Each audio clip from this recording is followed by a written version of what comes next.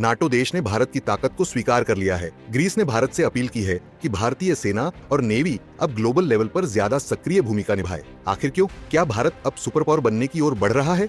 चलिए जानते हैं पूरी खबर। दरअसल दुनिया में सत्ता संतुलन लगातार बदल रहा है। अमेरिका, रूस और चीन जैसी महाशक्तियों के बीच अब भारत एक नए दावेदार के रूप में उभर रहा है।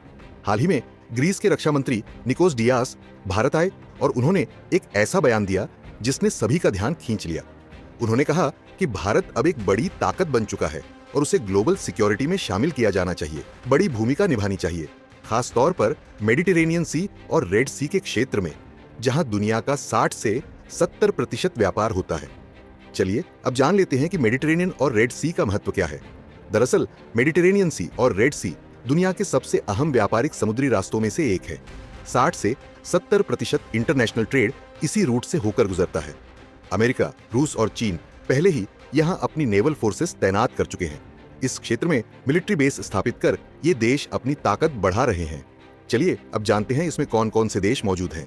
दरअसल इसमें अमेरिका, रूस और चीन पहले से मौजूद है। अगर हम दुनिया की बड़ी ताकतों की बात करें तो अमेरिका, रूस और चीन पहले ही मेडिटेरेनियन और रेड सी में अपनी मिलिट्री प्रेजेंस बढ़ा चुके हैं। अमेरिका और ब्रिटेन का यहाँ नाटो के तहत कई मिलिट्री बेस मौजूद हैं। रूस सीरिया में अपनी मजबूत स्थिति बना चुका है। चीन जिबूती में अपनी नेवल बेस बना चुका है और इस क्षेत्र में तेजी से बढ़ रहा है। अब भारत को क्या इसमें शामिल होना चाहिए?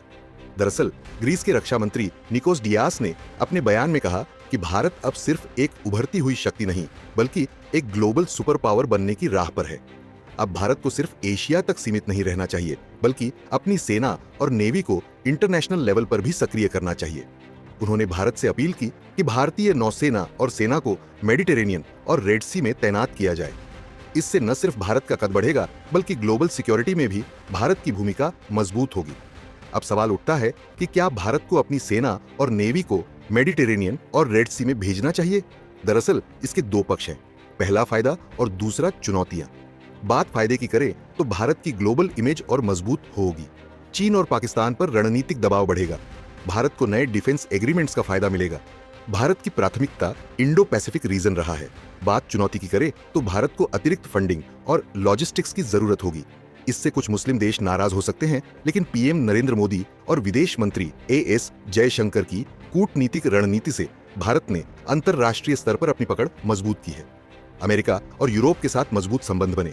राफेल, तेजस और ब्रह्मोस जैसी रक्षा क्षमताओं को बढ़ाया गया। क्यूएड, I2U2 और BRICS जैसे समूहों में भारत की भूमिका बढ़ी। खैर, अब सवाल यही है कि क्या भारत को भी अमेरिका, रूस और चीन की तरह अपनी सेना को इंटरनेशनल डिप्लॉयमेंट पर भेजना चाहिए? ग्रीस का बयान दिखाता है कि अब दुनिया भारत को सिर्फ एक उभरती हुई शक्ति नहीं, बल्कि एक ग्लोबल सुपर पावर के रूप में देखने लगी है। लेकिन क्या भारत को अपनी सेना को इंटरनेशनल लेवल पर तैनात करना चाहिए? हाँ या ना में कमेंट करके जरूर बताएं।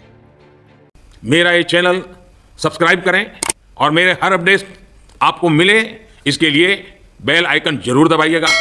आप सभी को मेरी ढेर सारी शुभकामनाएं।